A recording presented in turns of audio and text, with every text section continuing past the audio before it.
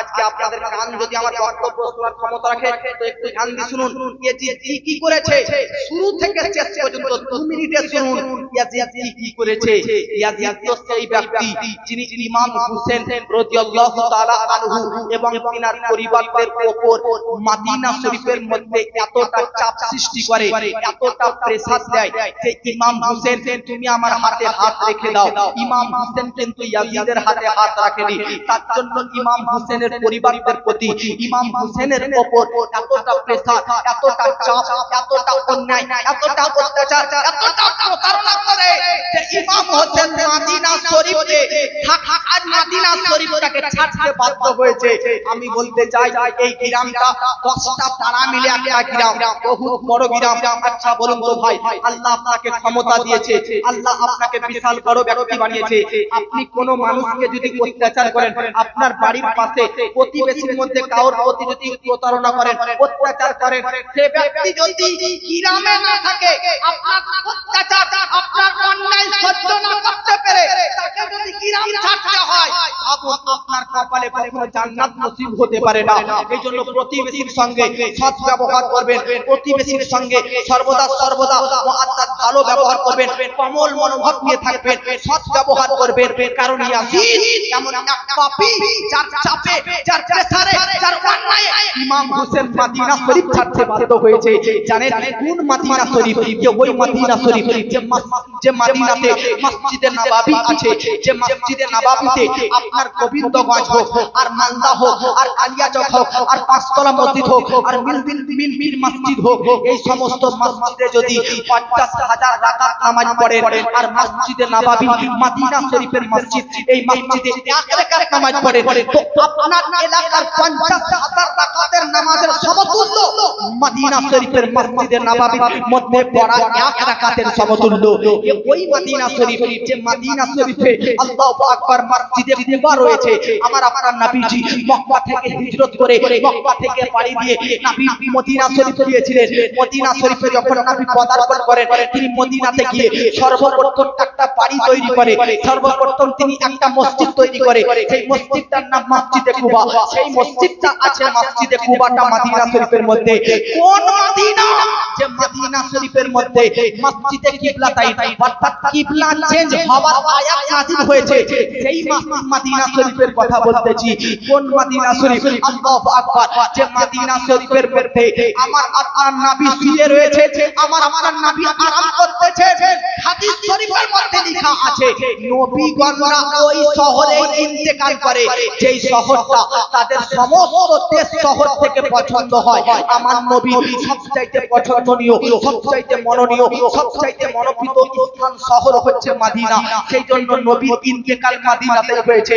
কসম খোদা বলতেছি, যেই জমিটুকুতে, যেই ভূমিটুকুতে, যেই জায়গাতে নবীর মাজার আছে, নবীর মাজার আছে হযরত আয়েশা সিদ্দিকার বাড়িতে।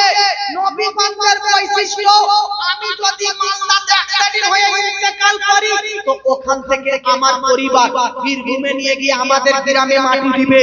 কিন্তু নবীগণের বৈশিষ্ট্য, ওনারা যেই জায়গাতে ইন্তেকাল করবে সেখানেই তিনাদের মাজার হবে। আমার আপনার নবীজি ইন্তেকাল মা আয়েশা সিদ্দিকার বাড়িতে হয়, তাই মা আয়েশা সিদ্দিকার বাড়িতে নবীর মাজার তৈরি হয়। আজ যে নবীর মাজার দেখতেছে, এটা মা আয়েশা সিদ্দিকার বাড়িতে রয়েছে। শুনুন, নবীর বর্তমান শরীর দেহ আজকে যেই জায়গায় স্থায়িত্ব রয়েছে, নবী যেই জায়গায় আরাম করতেছে, অর্থাৎ যেই মাটিটুকুতে নবীর মাজার আছে, ওই মাটিটুকু কাবা শরীফ নবুর কথা, আরশ নবুর কথা, জান্নাতের চাইতেও বেশি দামি হচ্ছে মদিনা শরীফের ওই জমিটা, যেই জমিটাতে নবীর রওজা শরীফ রয়েছে, নবীর মাজার রয়েছে। আজকে সেই শহর মদিনা শরীফ থেকে আজকে ইয়াজিদের অত্যাচারে ইমাম হোসেনকে ছাড়তে বাধ্য হতে হয়েছে। আল্লাহু আকবার। আজকে সেই ইয়াজিদকে কিছু ব্যক্তি জান্নাতি বলতেছো, সেই ইয়াজিদকে তোমরা হক পথের প্রতীক, তোমরা সত্যবাদী বলতেছো। তোমাদের স্থান কোথায় হবে? আরে শুনো, ইমাম হোসেনের প্রতি এতটা চাপ দেয় যে ইমাম হোসেন মদিনা ছেড়ে যেতে বাধ্য হয়।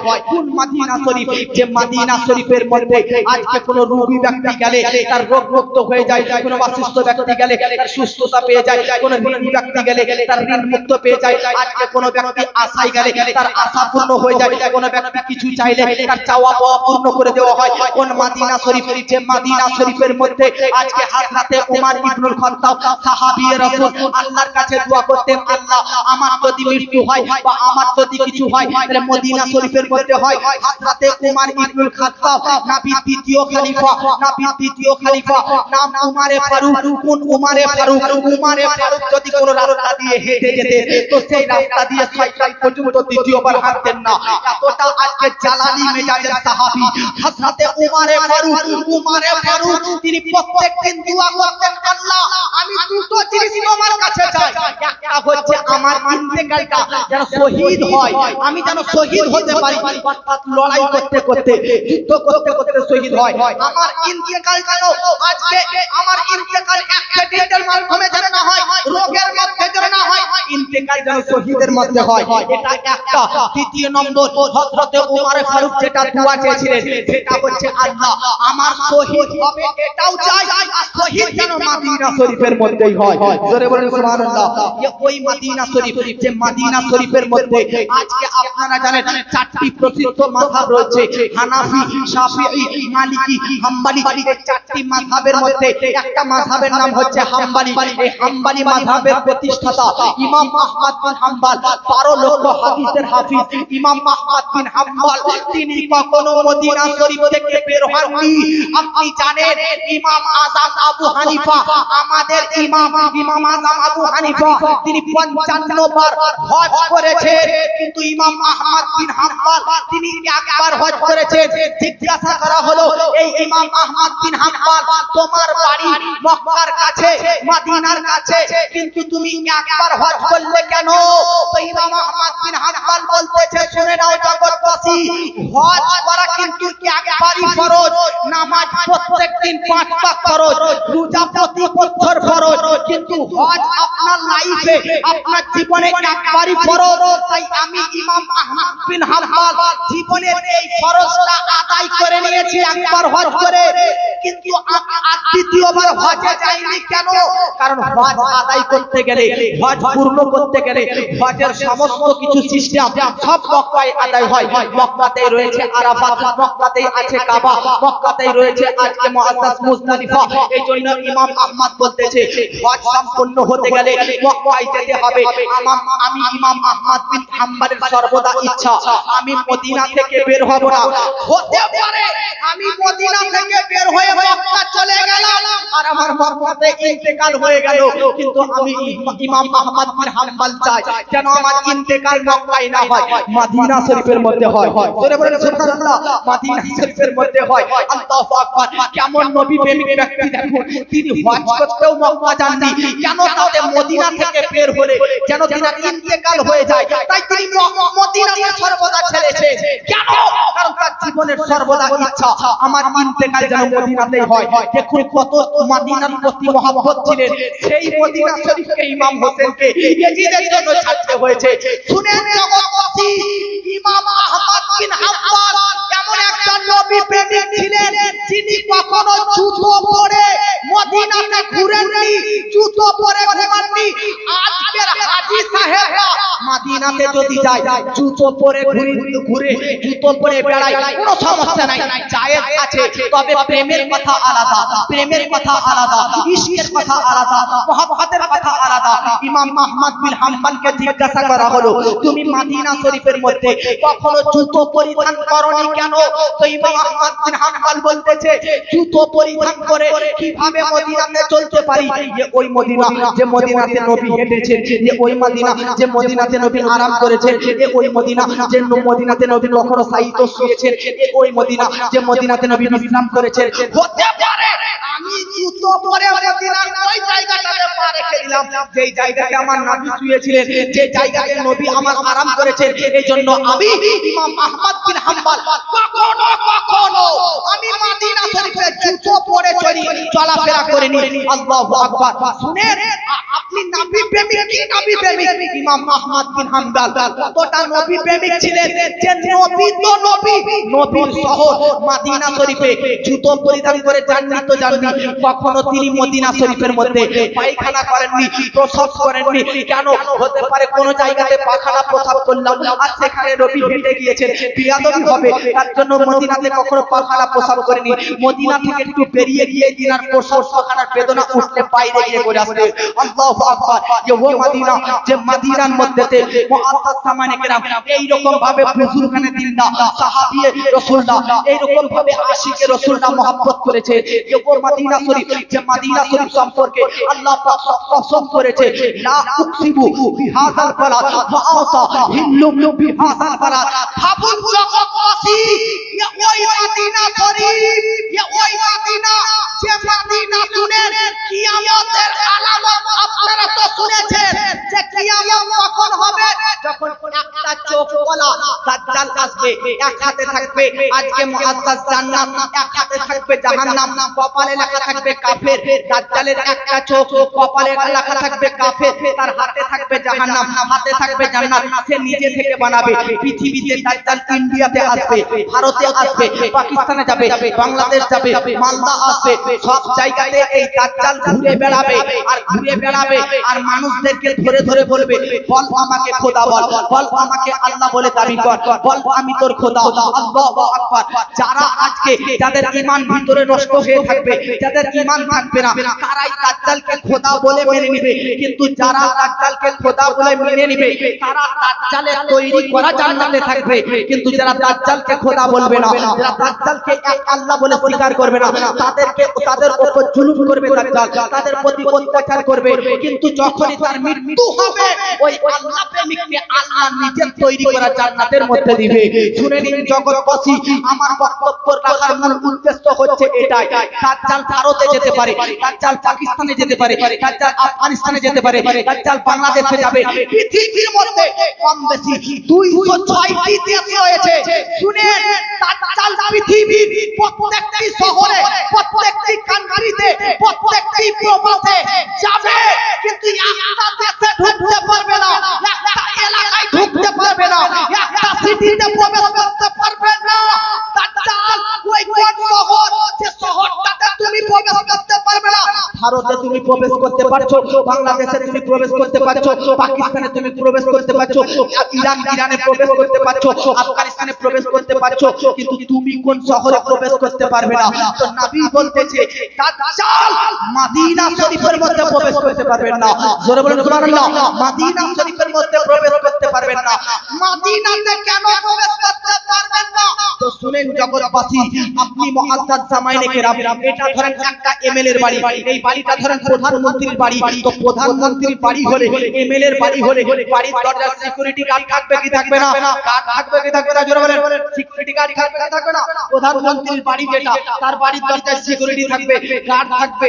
আপনি বেরেদার মুআত্তাজ জামাইনে কেরাম, আপনি ওই বাড়িতে, প্রধানমন্ত্রীর বাড়িতে, এমএলএ এর বাড়িতে ঢুকতে গেলে সিকিউরিটি আপনাকে কিন্তু ঢুকতে প্রবেশ করতে দিবে না, আটকাবে আপনাকে। আপনার কাছে যদি সঠিক ইনফরমেশন থাকে, সঠিক ডকুমেন্টস থাকে, সঠিক যদি আপনার কাছে মুআত্তাজ চিন্তা ভাবনা থাকে, তারপর ঢুকতে দিবে। কিন্তু মদিনাতে দাজ্জাল কেন ঢুকতে পাবে না? তো শুনেন, কারণ মদিনা শরীফের মধ্যে নবী প্রেমিকরা ঢুকবে, নবী আশিকরা ঢুকবে। গাদ্দারে খোদা, গাদ্দারে খোদা, গাদ্দারে খোদা, গাদ্দারে রাসূলুল্লাহ ঢুকতে পারবে না। দাজ্জাল তো নিজেকে খোদা দাবি করবে, দাজ্জাল তো নিজেকে আল্লাহ দাবি করবে, দাজ্জাল তো মানুষের প্রতি অত্যাচার করবে, মুমিনদের প্রতি অত্যাচার করবে। এই কিভাবে মদিনা শরীফের মধ্যে ঢুকতে পারবে? তো এমএলএ এর বাড়িতে কেউ ঢুকতে চাইলে সিকিউরিটি গার্ড থাকে, আর মদিনা শরীফের যতটা দরজা প্রবেশ দুয়ার আছে, আল্লাহ পাক মদিনা শরীফ যখন থেকে তৈরি হয়েছে, তখন থেকে মদিনা প্রত্যেকটি প্রবেশ দুয়ারে দুটো করে ফারিস্তা সিকিউরিটি গার্ড লাগিয়ে দিয়েছে।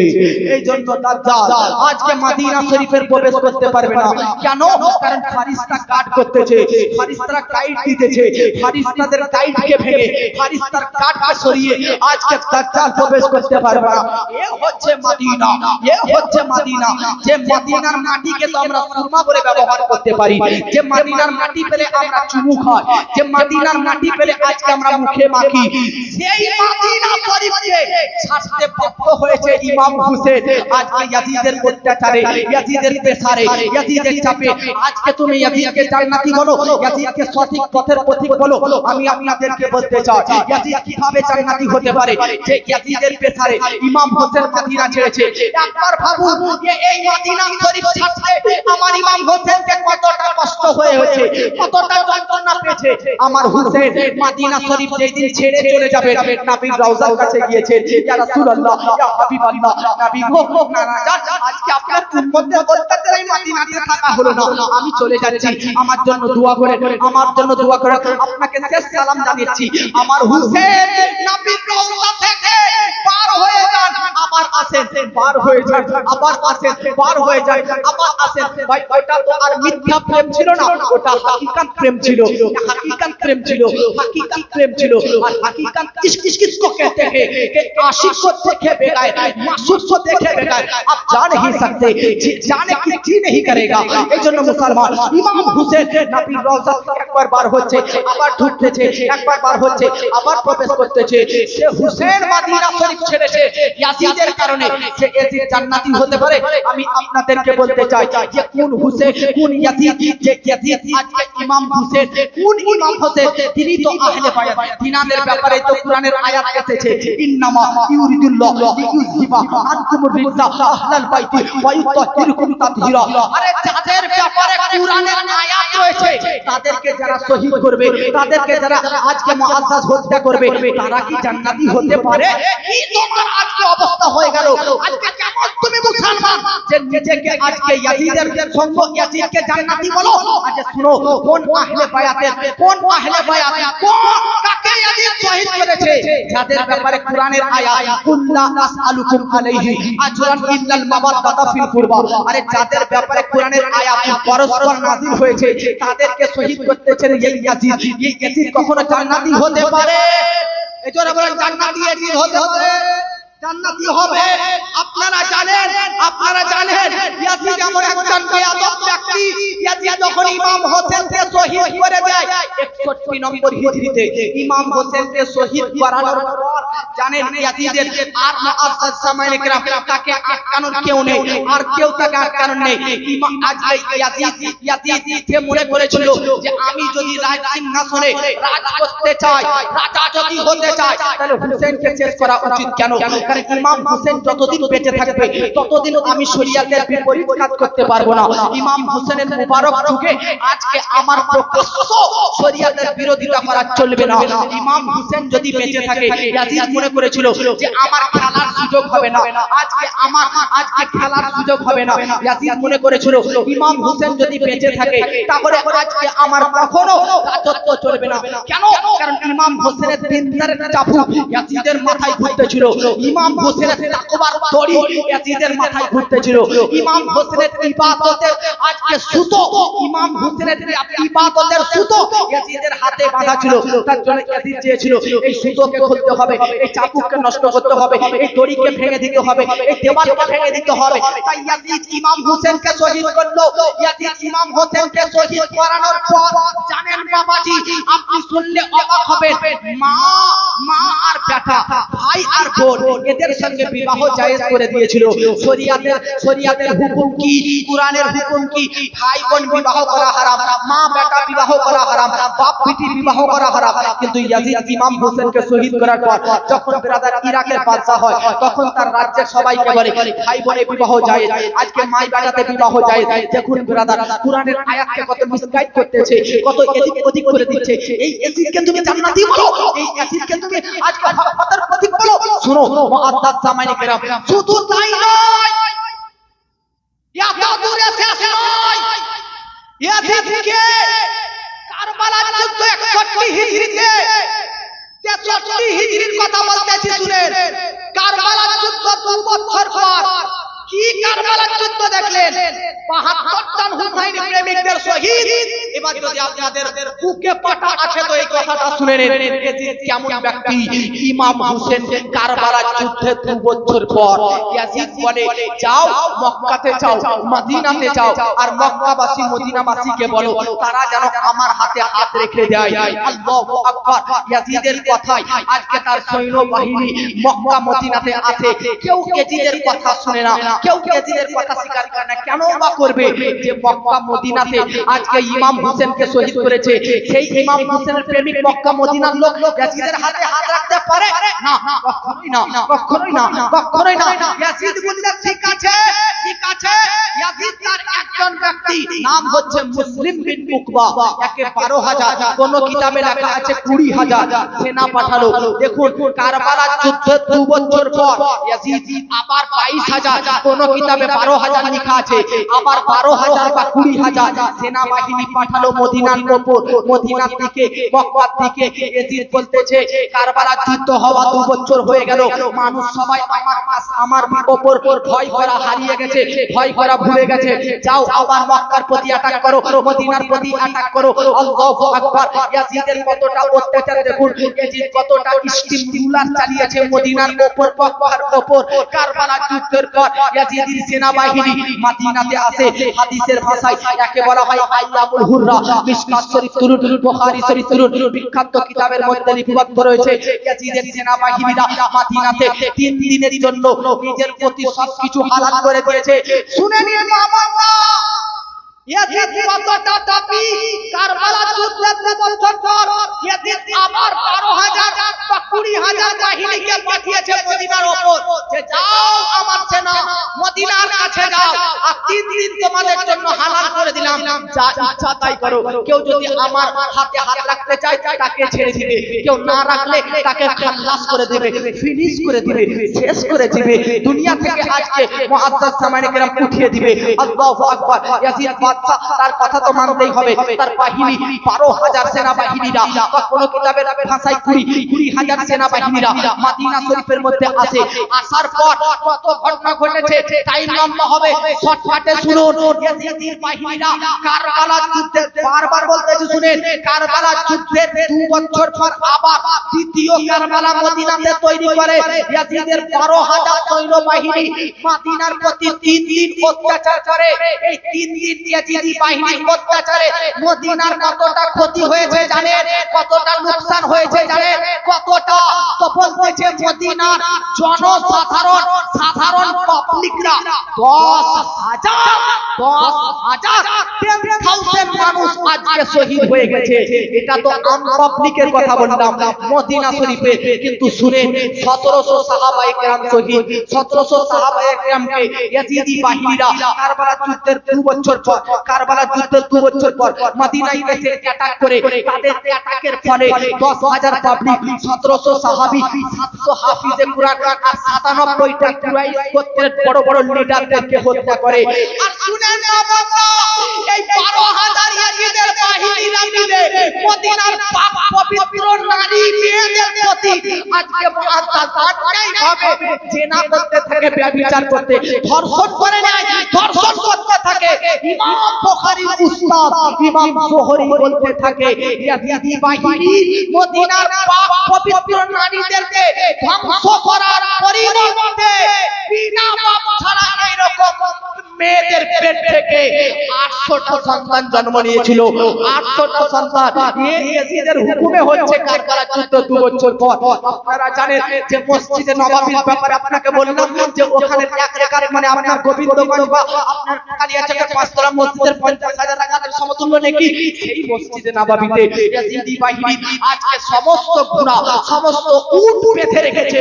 বলুন বিরাদার, মসজিদে কেউ কথাবার্তা দুনিয়াবি কথা বললে তার আমল নষ্ট হয়ে যায়। মসজিদে কথা বলা হারাম, মসজিদে দুনিয়াবি কথা বলা হারাম। এইজন্য মসজিদে কথা বলা যাবে না, গীবত করা যাবে না, পরনিন্দা করা যাবে না, পরচর্চা করা যাবে না।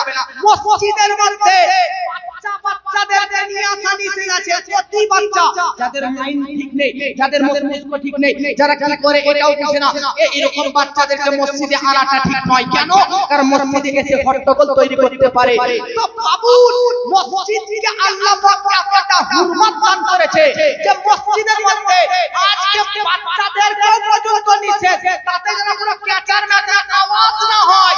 তো বাবুল দুনিয়ার সমস্ত মসজিদ থেকে সবচাইতে দামি মসজিদ লিস্টের মধ্যে দ্বিতীয় নম্বরে মসজিদে নববী।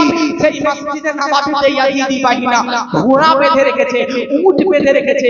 ঘোড়া, উট, এদের পোশাক পায়খানা সব মসজিদে নববীর মধ্যে রয়েছে। 3 দিন পর্যন্ত নামাজ বন্ধ, 3 দিন পর্যন্ত মুআজ্জাজ সামাইনে কেরাম আযান বন্ধ। মসজিদ মদিনা শরীফের মধ্যে এই 3 দিন আল্লাহু আকবার, এতটা অত্যাচার। রাসূলুল মালাইকা সাহাবী রাসূল হযরতে হানজালা, তিনার একটা বেটা ছিল, নাম হচ্ছে হযরতে আব্দুল্লাহ। তিনি বলেছে, হাদিসে লেখা আছে যে এমন ভাবে ইয়াজিদি বাহিনীরা মদিনার প্রতি অত্যাচার করে, মনে হতেছে যে এবার মনে হয় কিয়ামত হয়ে যাবে।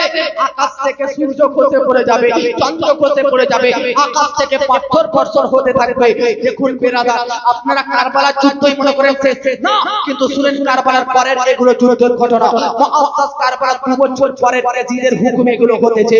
কতটা মদিনার প্রতি একটা 3 দিন পর্যন্ত পুরো মদিনার মধ্যে কোন সাহাবী ঘর থেকে বের হতে পায় না। কেউ যদি বের হচ্ছে তাকে বন্দী বানিয়ে নেওয়া হচ্ছে, না তাকে হত্যা করে দেওয়া হচ্ছে। আপনারা তো শুনলেনই, 10,000 শহীদ, 1700 সাহাবী, 700 কোরআনের হাফিজ, 97টি আজকে কুরাইশ গোত্রের বড় বড় লিডার। 3 দিন পর্যন্ত মসজিদে আযান বন্ধ, মসজিদে নামাজ বন্ধ, কোন সাহাবী বাড়ি থেকে বের হতে পারেনি। কিন্তু একটা মুআজ্জাজ সামাইনে কেরাম, আমি কথা আপনাদেরকে বলবো, আর একটা আপনাদের খুশির কথা বলবো। এত 3 দিন পর্যন্ত মসজিদে নববী সহ পুরো মদিনা শরীফের মধ্যে অত্যাচার হতেছে, তো পুরো মদিনাবাসীর মধ্যে কারো 5 ওয়াক্তের নামাজের মধ্যে 1 ওয়াক্তও নামাজও কাজা হয়নি। সুবহানাল্লাহ। আজ মদিনাতে এত অত্যাচার, এত অন্যায়, এত প্রতারণা হওয়ার পরেও যদি কারো নামাজ কাজা না হয়, আপনাকে তো আল্লাহ কত সুরাত, কত সৌন্দর্য দান করেছে, জীবন কত সুন্দর বিল্ডিং দিয়েছে, কত টাকা পয়সা দিয়েছে, অর্থ দিয়েছে। আজ আপনি নামাজ থেকে দূরে, আজ আপনি নামাজ থেকে সরে। না বাবাজি, মসজিদের সঙ্গে সম্পর্ক রাখুন। শুনে 3 দিন পর্যন্ত আযাব চলছে মদিনার উপর।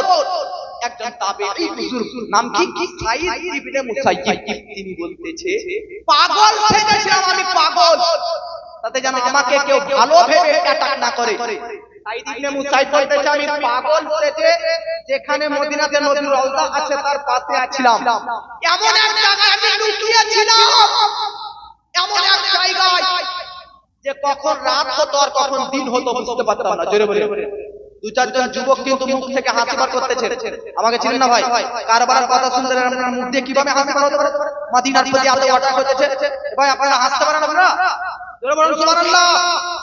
হযরতে সাঈদ ইবনে মুসাইয়্যিব তাবেঈ, তিনি বলতেছেন তিনি এত অত্যাচার মদিনার উপর যে আমি পাগল সেজে এমন এক জায়গায় লুকিয়েছিলাম যেখানে না রাত বুঝতে পারতাম না দিন। খাওয়া দাওয়া তো দূরের কথা, তবুও 1 ওয়াক্তের নামাজ কাজা হয়নি।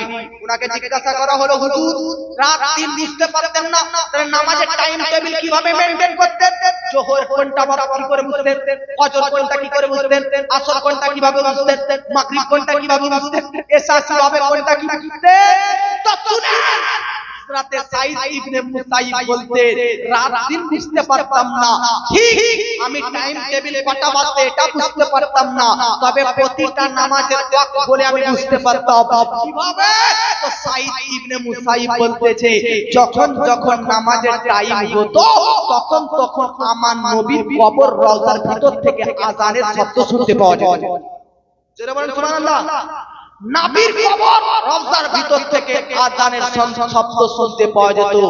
আজ कुछ लोग हमारे नबी को, আমরা আপনার নবীকে পর্যন্ত মুর্দা বলতেছে।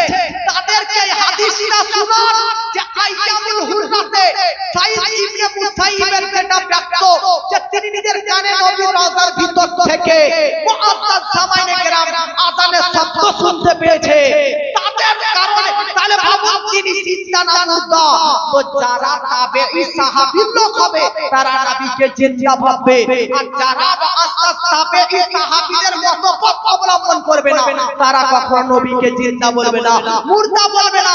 সুন্নি ব্যক্তি আজ আলা হযরতের নাম নেন আপনারা ইমাম আহমদ রাজা খান আপনারা ভক্ত কুরবান জান বেরেলি শরীফের কন্যা বেরেলি শরীফের সম্পর্ক সাহাবী তাবেঈদের সঙ্গে ওয়াহাবীদের সঙ্গে নয় কারণ সাহাবীদের আকীদা নবী জিন্দা তো বেরেলির ইমামের আকীদা তু জিন্দা হে ওয়াল্লাহ তু জিন্দা হে ওয়াল্লাহ मेरे चश्मे आलम से छुप जाने वाले বাবাজি বলতে গিয়েছিলাম ইয়াজিদের অত্যাচার তো ভাবুন এই ইয়াজিদ কখন কি জান্নাতি হতে পারে যে মদিনার প্রতি এরকম অত্যাচার করেছে অ্যাটাক করেছে শুধু তাই নয় 3 দিন পর মদিনা থেকে মক্কা যায় ইয়াজিদের এই 12000 সেনাবাহিনী মক্কায় গিয়ে কাবার উপর পাথর ছুঁড়ে মারে আজকে আপনার বাড়ি থেকে ঢিল ছুড়লে আপনি তাকে গালি দেন আপনি তাকে মুআজ্জাজ দূর করে তাড়িয়ে দেন কাবার উপর ইয়াজিদি বাহিনীরা কোন কাবা যে কাবাকে আমরা সামনে রেখে নামাজ পড়ি যে কাবাকে কিবলা করে আমরা নামাজ পড়ি যে কাবার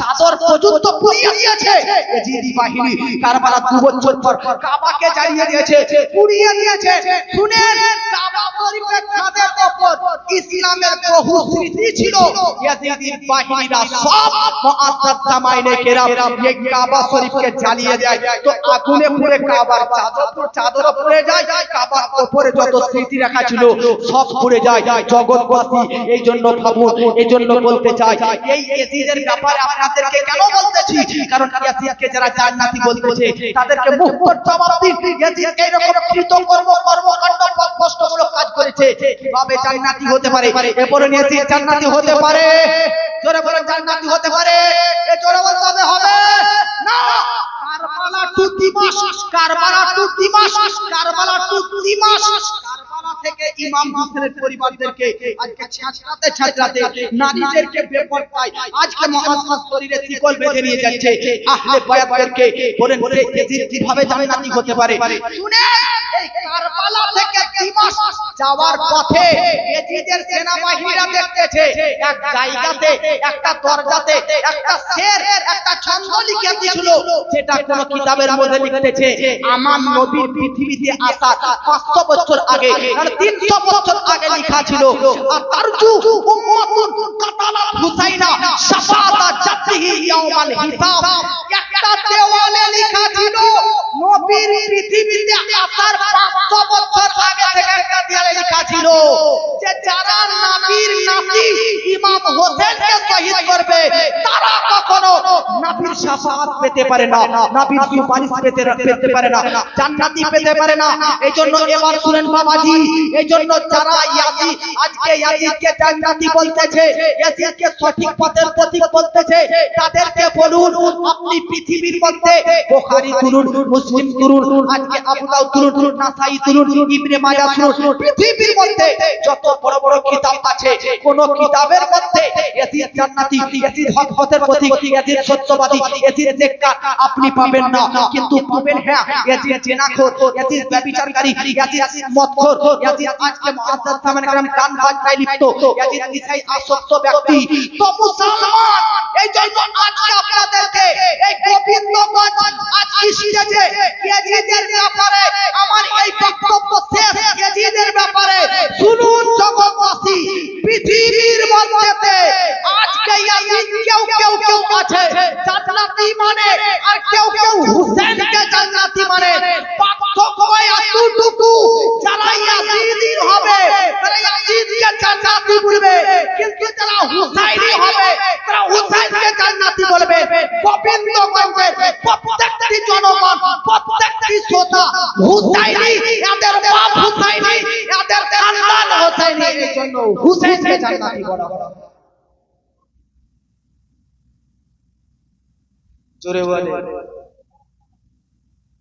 ভাবতে পারেনি যারা আপনারা এত গল্প এত চিন্তাকারী মুআজ্জাজ সুবহানাল্লাহ এতক্ষণ ধরে চিৎকার করে কখন দিয়ে বলতে না লাগাতার আপনাদেরকে কতটা হাদিস আল্লাহ কতটা রেফার করা আর আপনারা এত গল্প করে সুবহানাল্লাহ এমন ভাবে সুবহানাল্লাহ বলেন যেন এই স্টেজ পর্যন্ত গর্জে উঠে সুবহানাল্লাহ আবেগ না পারতে দাও নাকি